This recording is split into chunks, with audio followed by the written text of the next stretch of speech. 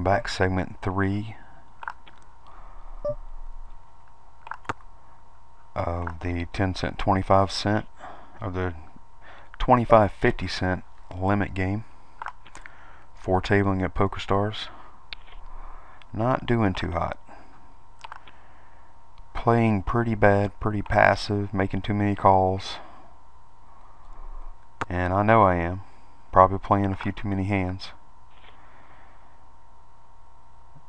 It's been a while since I played. I need to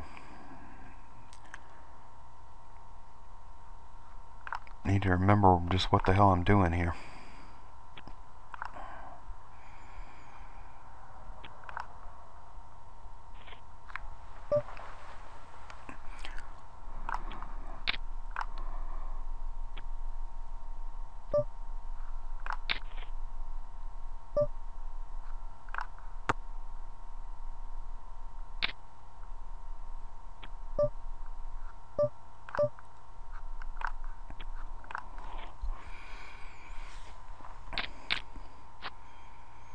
The analysis for limit poker is way more boring than for no limit, because for a limited range of options is always check, call, raise, fold. And that's it. There's no bet sizing or trying to get somebody's stack. In limit, it's all about trying to get another bet.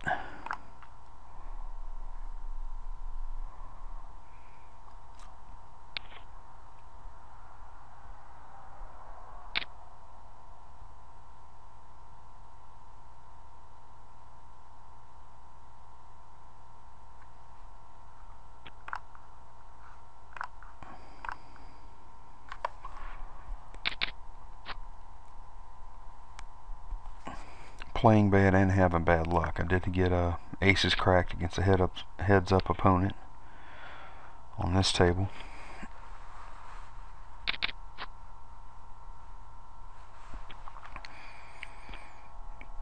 He was playing king 10 on a queen 10 flop. Fills up on the turn. I pay him off.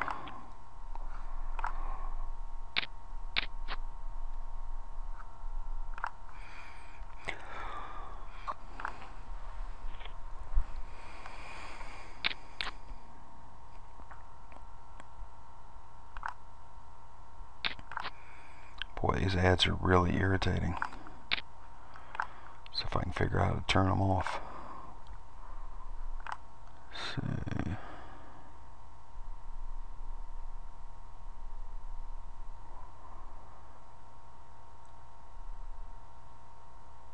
How do you turn that off?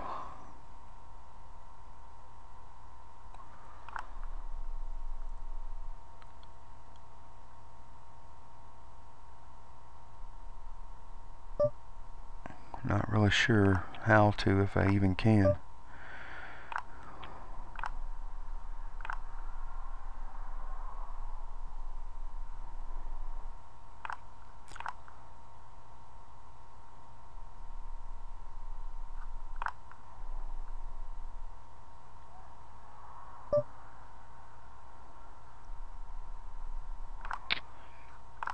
Go ahead and limp in with the suited king.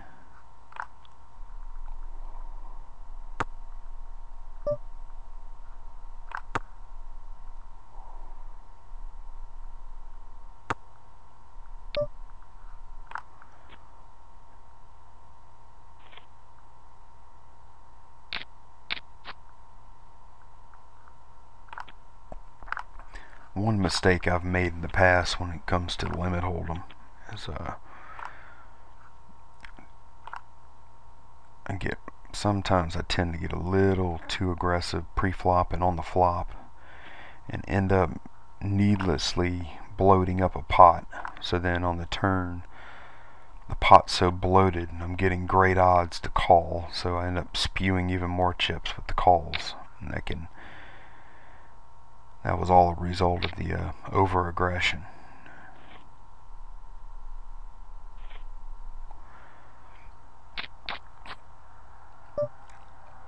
It's a fine line between aggression and just being a straight-up maniac.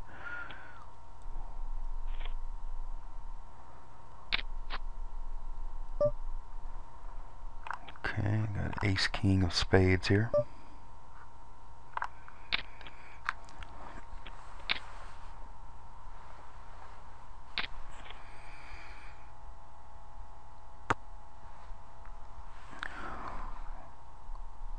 Probably still have the best hand with the ace king.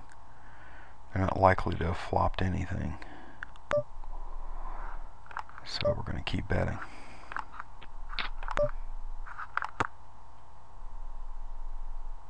And I'm correct. Wasn't sure enough to bet the river. But I did not mind betting the flop and turn as long as they weren't raising. If they're raising, I'm going to check fold mode.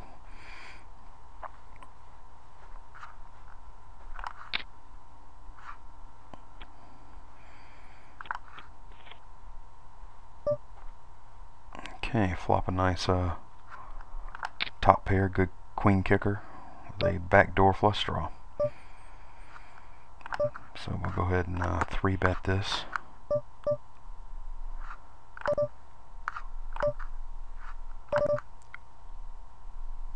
And we'll bet it again. Calls and mucks. So thinking he might have had diamonds. That's why I wanted to go ahead and get that third bet in on the flop. Felt like he might have diamonds.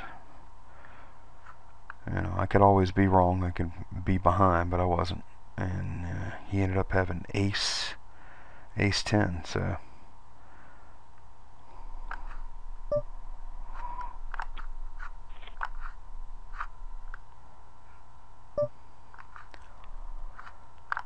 this is the second time this session I've had aces under the gun. The last time didn't work out too well for me. And that's nice. This guy isolates us even more with the 3-bet. I was going to just call that, but I've got an opportunity here to get a few, like another 75 cents in the pot now with the best hand. So, and I flopped the nuts. I flopped the set of aces.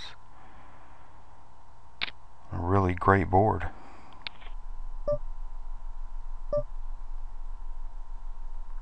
So I'll try and do a check raise here, hoping they have ace king, ace queen, hands like that. Okay, glad he called. Now I can put the check raise in. Here's where you really need to try and get extra bets in, because there's no doubt in my mind I have the best hand. Probably ace king here. That's my guess before I look. That was a nice little pot I picked up. Let's see. I'm saying ace king, and I am right. He had ace king. So that was a perfect situation. Because anytime you have ace king and an ace hits the board, it's really hard for you to put your opponent on aces. He was probably thinking I had ace king right along with him. And it's a valid assumption to make, but at that time all the aces were out.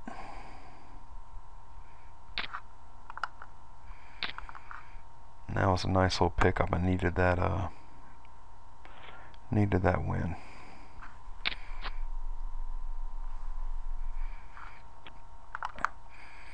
Starting to come back to me how exactly how tight you have to play on these games. Got about 3 more minutes here. I've been trying to keep these videos around 12 minutes or so. And this looks like a terrible raise, and it might be, but basically just trying to pick up the blinds. And I'm going to let it go. Couldn't find another barrel.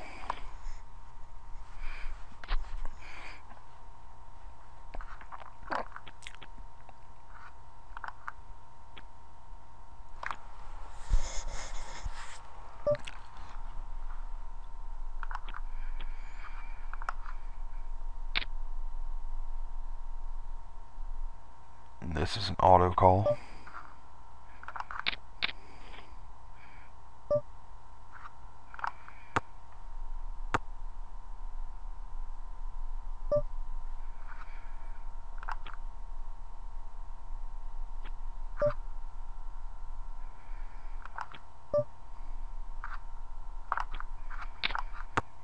Would have turned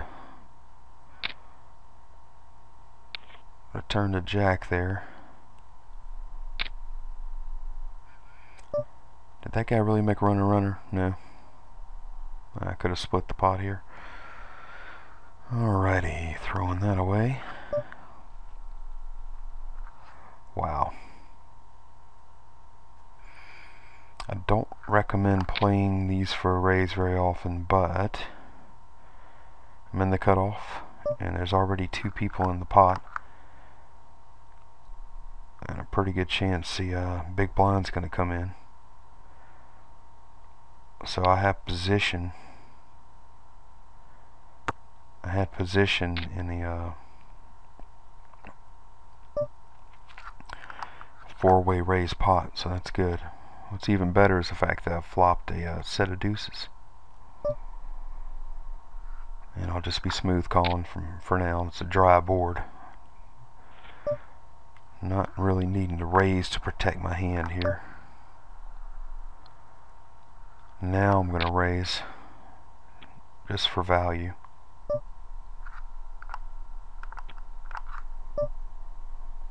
And bet again.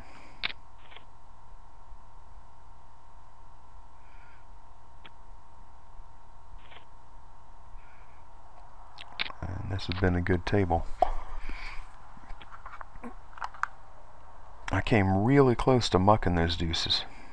If I hadn't have been, if I wasn't in the cutoff or on the button, I would have mucked those deuces.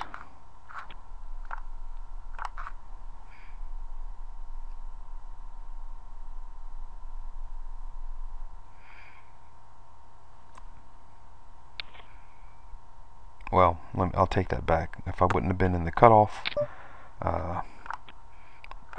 button, probably the small blind I'm probably going to go ahead and call, and the big blind I'm calling for sure for a single raise.